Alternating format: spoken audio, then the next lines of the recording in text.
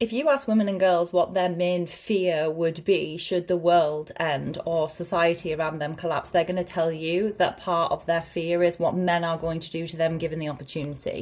And I think part of that is because women are walking around with the knowledge that what stops a lot of men from doing awful things to them is the idea that there might be a repercussion for them, for the man, if they were to be caught and found out, that society would know that they had done this thing, would judge them, that they would go to jail, like whatever. If you're a guy listening to this, I want you to think really carefully about some of the dudes that you know and what they would do to women and girls if they could guarantee that they would never be caught.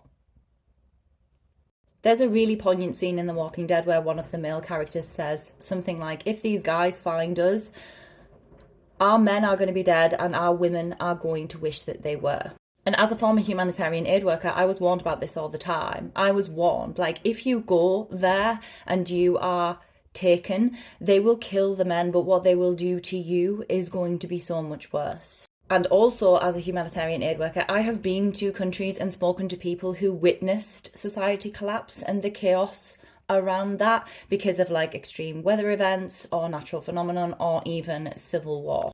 And the one thing that every one of those scenarios had was women and girls being raped and sexually assaulted. I went to Haiti in 2010 after the earthquake, and I also went to Pakistan after a flood happened in the same year. And in both countries, I spoke to women who were raped or sexually assaulted by men within the chaos, because men seized their opportunity to do something to these women and girls, knowing that it was highly unlikely, because it was chaotic, that they were going to be caught and held accountable for those actions. And the same thing happened when I went to Jordan a few years ago to speak to Syrian refugees.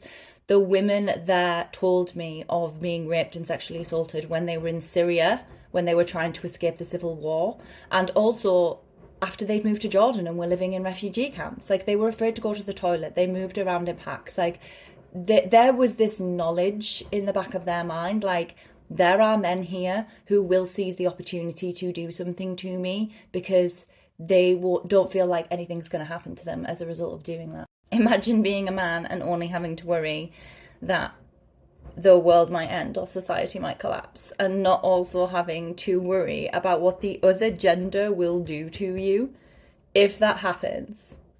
Like, some things are worse than death.